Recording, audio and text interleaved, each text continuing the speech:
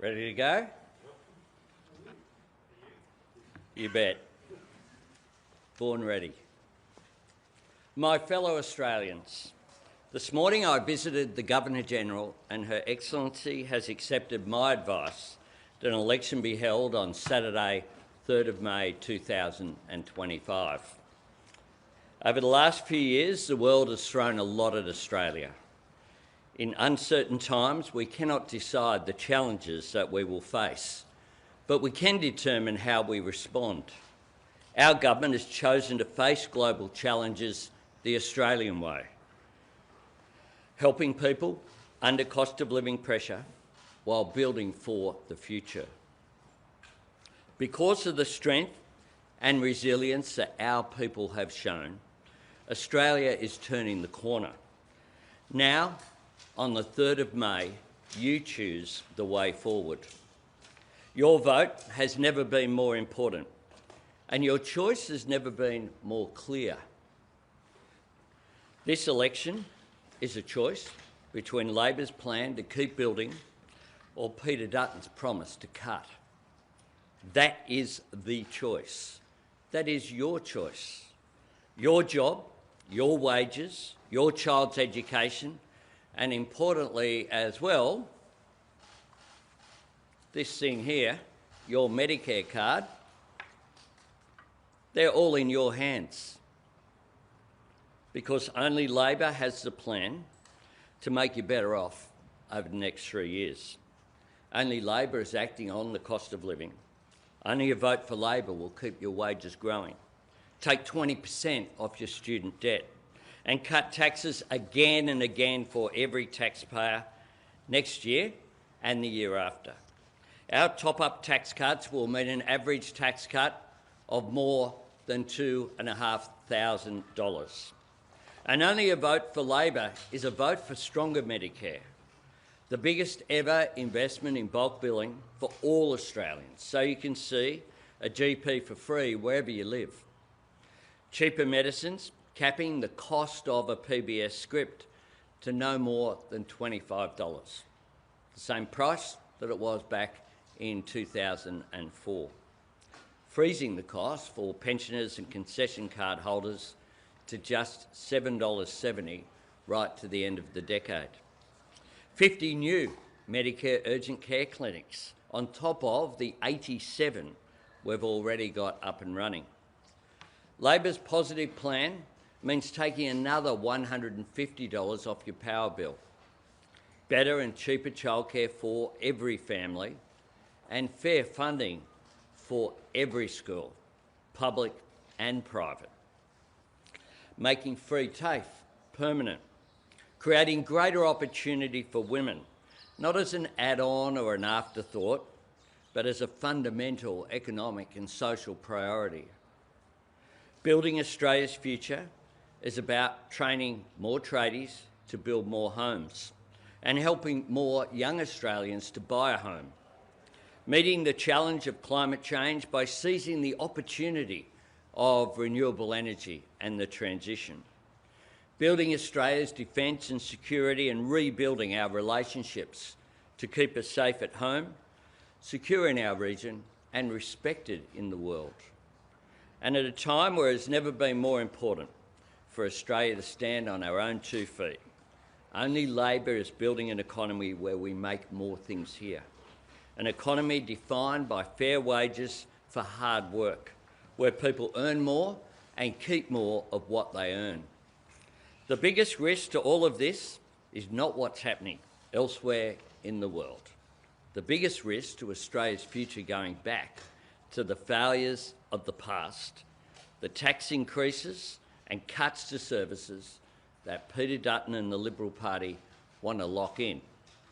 Australians remember what that looks like. Less than 3 years ago, the chaotic and dysfunctional Morrison government left bulk billing in freefall, aged care in crisis and the NDIS at breaking point. A decade of the Liberals keeping wages low, sending jobs offshore and fighting about climate change left our nation open to the worst global inflation since the 1980s and the biggest global energy crisis since the 1970s.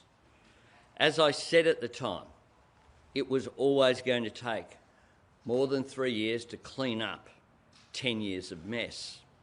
Today, because of all the hard work that Australians have done, inflation is down, real wages are up, unemployment is low, interest rates are falling, and we're cutting taxpayers for every taxpayer again. In challenging times, we have laid very strong foundations. We want to keep building. The Liberals and Nationals just want to start cutting. Over the past 3 years, they have opposed everything we have done to help people with the cost of living. If the Liberals had their way, you and your family would be worse off right now. And if they get their way, you will be worse off in the future. Because the Liberals are promising to increase income tax for all 14 million Australian taxpayers. And because Peter Dutton needs to find $600 billion to pay for nuclear reactors that will provide 4% of Australia's energy needs sometime in the 2040s, that money has to come from somewhere.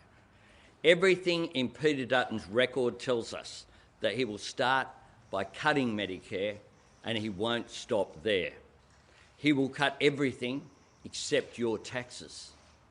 No one will get any power from the Liberals' nuclear reactors for 2 decades, but every Australian will get the bill right away. Because when Peter Dutton cuts, Australians pay. My fellow Australians, we live in the greatest country on earth, and we do not need to copy from any other nation to make Australia even better and stronger. We only need to trust in our values and back our people, from our farmers and small business owners to our teachers and nurses, from people who belong to the world's oldest continuous culture to those who have chosen to make Australia their home and have enriched our multicultural society with their love of this country, to young Australians voting in their first election. The very best reason to be optimistic for our nation remains the courage, kindness and aspiration of all Australians. Serving you as Prime Minister is the greatest honour of my life. And what drives me each and every day is the determination to build a future worthy of the people of Australia. The world today is an uncertain place, but I am absolutely certain of this.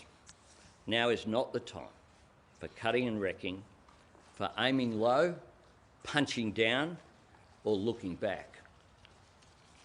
This is a time for building.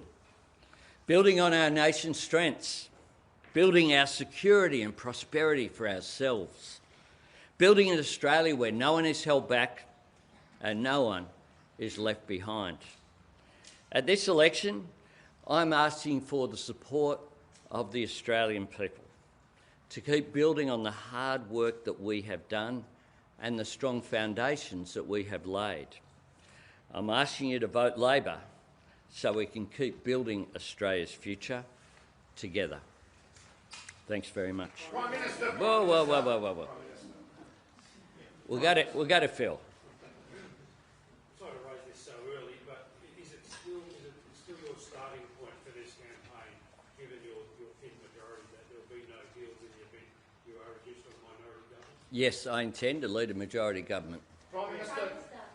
Prime Minister, Labor in 2022 commissioned modelling on how your policies would affect power prices over the next 3 years. Have you modelled for the next 3 years? If not, why not? And if so, when will you release it? What we're doing is making sure that we work on the energy transition. We're doing that, and we have continued to see a system that has the support of the private sector. Importantly, we have that investment occurring because we have put in place not just a plan to lower emissions and to increase energy supply, but a path to get there through the safeguard mechanism and the capacity investment scheme. Unlike our opponents, Peter Dutton had the word nuclear mentioned once last night, just once, and he has a $600 billion plan that he has no idea how to pay for. Prime Minister, no one would argue that Australians are better off than they were 3 years ago. So why does your government deserve another 3 years? We have governed through what have been turbulent seas, but we've governed by providing cost of living relief.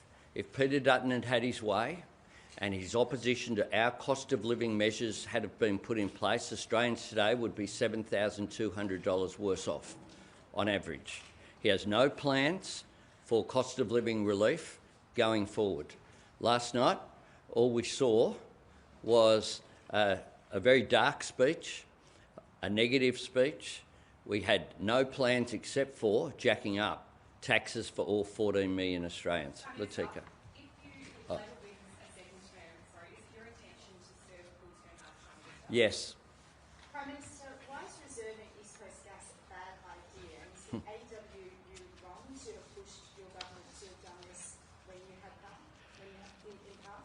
Well, the code of conduct that we introduced, that was opposed by Peter Dutton, has already delivered 6 times more petajoules, 644 petajoules of domestic gas, than Peter Dutton promised last night. He opposed the cap that we put on gas prices of $12. He had an opportunity to actually do something and support the mechanisms that we brought in as a government in December of 2022, and he opposed all of it. We've heard this before from the coalition, where they said there'd be a gas-led recovery, but under the coalition, gas prices went up 7-fold, and they left us with a gas market crisis to clean up, something that we've been doing. Mark. Prime Minister, what do you say to those Australians who are considering how they're going to vote in this election today, and they're hearing that the economy's turning a corner, but they're not feeling that in their household budgets? What sort of hope can you give them that what they're hearing from leaders like you will actually impact their lives? That we'll continue to have their back. One of the things that we have done is to craft cost of living measures so that we continue to put that downward pressure on inflation. Because unless you tackle inflation, the inflation which was 6.1 when we came to office, that rose, of course, in 2022 to peak with a 7 in front, which now has a 2 in front, at 2.4 in the bottom half of the Reserve Bank band. That has been important. At the same time, what we've done is deliver things that have made a difference for Australians, whether it's the 3 lots now of energy price relief, whether it be the cheaper childcare, the cheaper medicines. We have real wages that are growing, going up. We very consciously changed Scott Morrison's tax cuts to make sure that people who were really doing it tough, low and middle income earners, got a tax cut.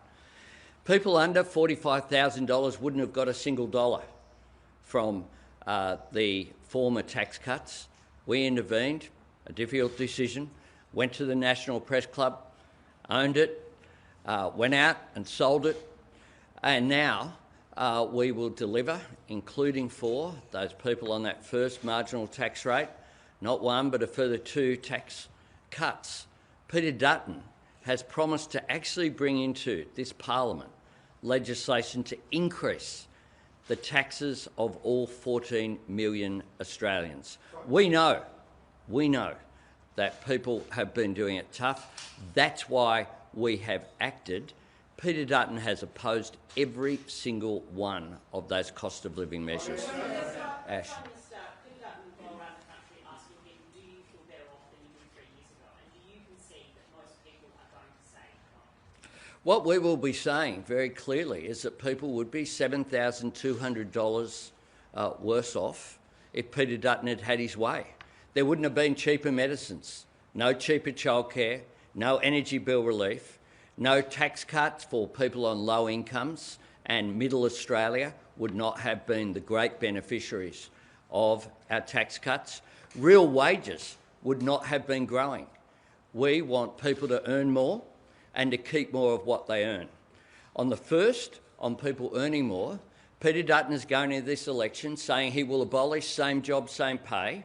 That has benefited people in the airlines industry, people in the mining and resources sector, people out there who are working side by side their fellow Australians.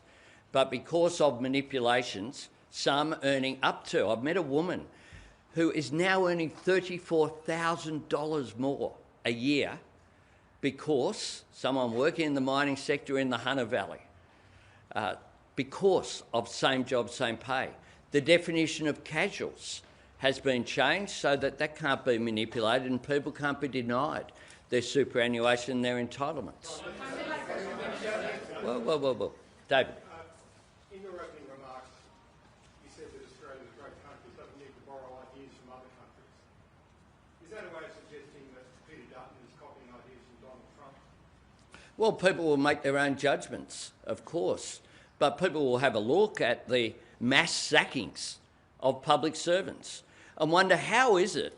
We've just been through a flood in Queensland where in Hervey Bay, where I was, 15 public servants working out of a caravan to make sure that those Australians got the money that they were entitled to and deserved.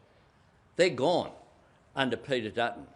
The National Emergency Management Agency did not exist before we came to office. Now, they've had a stockpile of sandbags, a stockpile of generators. That didn't exist before we came to office. That's the hard work that they've done. They're gone under Peter Dutton. Veterans, 42,000 of them were in the queue for entitlements, men and women who have served our nation in uniform. They were denied entitlements. People passed away without getting the entitlements that they deserved. Peter Dutton regards that as waste. Now, there are a range of ideas that have been borrowed from others. We need the Australian way. The Australian way is that we look after each other, is that we're a country that, in the language that we use with each other, fair dinkum, fair go, they're part of the Australian lexicon. This card is part of Australian values. The Australian values that say, when Kerry Packer has a heart attack, he goes to the emergency department, went to the emergency department at Royal Prince Alfred Hospital, the same hospital that I went to when I had my car accident when I was leader of the Labor Party in January 2021, got the same level of care, but most importantly than that, on that evening, I was in the same room that my mum was in when, as an invalid pensioner, she got taken up the road after having an aneurysm, and she never left RPA. But she got the same care that Kerry Packer got. They're the Australian values. That's what I'll fight for. Andrew. Prime Minister, what do you say to Australia's strategic competitors who might use the next 5 weeks to cause mischief, be it cyber, military, disinformation? Anyone who tries that, I say to them, back off. Our Australian Defence Force, our Australian security agencies, they're still in place. We're a resilient country. I don't talk this country down. We have an extraordinary capacity to look after our nation. They're not taking 5 weeks off. You spoke about the economic uncertainties. We're heading into a big political campaign with an interest rate decision, Liberation Day in the US. How concerned are you that could hinder Labor's campaign? We'll continue to, of course, argue Australia's case. The decision on interest rates is refer you to the previous 5,124 answers saying the Reserve Bank are independent of the government. In terms of migration, Peter Dutton has reaffirmed a 25% cut to permanent migration. Do you think that kind of action is needed to take pressure off services? Peter Dutton presided over first and second for the number of visas issued by any minister. He's on the podium. He's got gold and silver. Around the world, there's been, amid all the global uncertainty, there's been a sort of incumbency curse. Do you acknowledge that the global conditions are working against you as you go into this? Global conditions are real. That's why we've responded to them. Peter Dutton would pretend that global economic uncertainty and global inflation hasn't been there. There's nowhere you'd rather be than Australia. Landing where we have is like landing a 747 on a helicopter pad. Getting inflation down to 2.4% from the 6 that we inherited, getting real wages up 5 quarters in a row, compared with the 5 quarters of going backwards that we inherited, making sure as well that employment has been strong. As Labor Prime Minister, there is nothing more important than jobs. 1.1 million of them created on our government's watch, more than at any time, any government since Federation, an average unemployment rate lower than at any time during the 1950s. Now, I acknowledge that our predecessors with COVID had international impacts, and that's one of the things we're dealing with. The impact of COVID, the long tail that occurred because of supply chain challenges, and then the Russian invasion of Ukraine adding to the global energy pressure which was there. I acknowledge that. But for all of their time, they didn't have those pressures. They never, not once during those 3 terms, did they deliver an unemployment rate at the average that we have. They didn't deliver a single budget surplus. We turned a $78 billion deficit into a $22 billion surplus, followed that up with another $15 billion surplus, followed that up by halving the deficit in the current year as well. We have done hard work to make sure we did what some economists said you can't do, to lower inflation whilst protecting employment, not leaving people behind. Is it a concern that you can't get the US President on the phone? Here. Thank you, Prime Minister. Just world events. Overnight, Macron's talking about a reassurance force in Ukraine. Have you been part of those discussions with allies? Is that something that we commit to in the context now that the election happened? We have. There has been another meeting of the Coalition of the Willing in Paris over the last 24 hours, overnight. Australia participated in that meeting, just like I personally participated in the leaders' meeting that was held just a couple of weeks ago. I want to make it very clear, Australia stands with Ukraine. We regard Vladimir Putin as an authoritarian dictator who has imperialistic designs, not just on Ukraine, but on other countries in the region. There used to be, for a long time, there was a bipartisan position of support for Ukraine and providing those assets. We have provided significant assets, $1.5 billion, $1.3 billion of that are military assets. We are prepared to give consideration to being a part of the actions of democratic countries, because what we understand is that the struggle of President Zelensky and the Ukrainian people isn't just a struggle for their national sovereignty, it is a struggle for the international rule of law. It is a struggle for what's right, and Australia has always stood up for what's right on the international stage. Just here, and then Katina.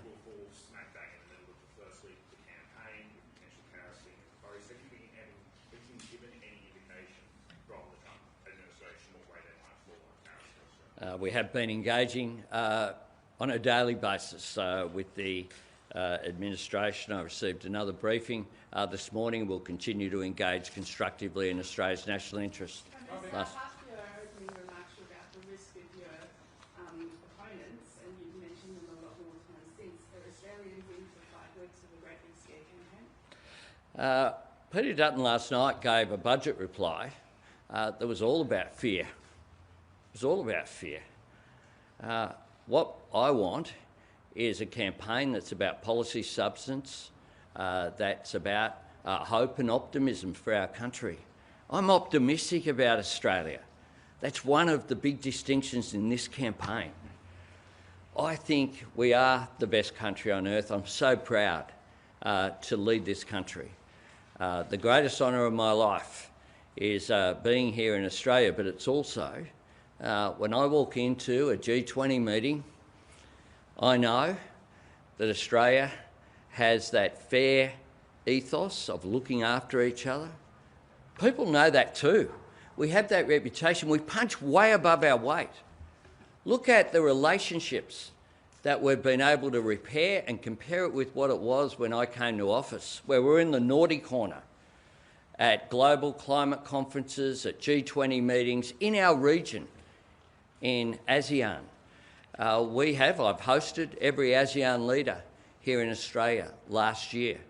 We're engaged in the G20. We're participating in the Conference of the Parties. We hope to host a COP, Conference of the Parties, here in Australia. And I'll have more to say about that during the campaign. We proudly participate in the Quad. We get invited to G7 meetings, to NATO. We punch way above our weight, and that is important.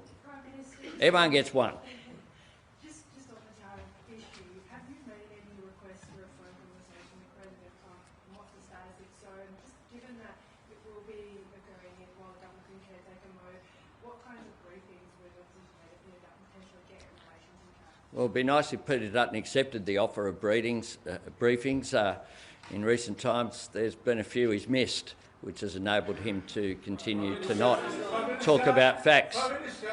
Hang on. If people yell, don't get the question. There.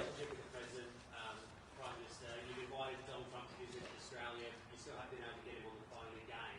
What do you say to Australians who believe that Peter Dutton might be better placed to deal with Donald Trump than you would? Look, I've had 2 constructive discussions with President Trump. The way that international diplomacy works is that people have discussions at the diplomatic level, and then people come together when there is a solution and when there is a resolution going forward. We have a constructive relationship. My foreign minister has been to the US, was there at the inauguration, was one of the few. It was only the Quad foreign ministers who were there, invited. My defence minister, my treasurer, has been as well. We have constructive relations and will continue to do so. And those cannons are a signal that there's something else going on today. Thank you very much. Look forward to seeing you over the coming weeks.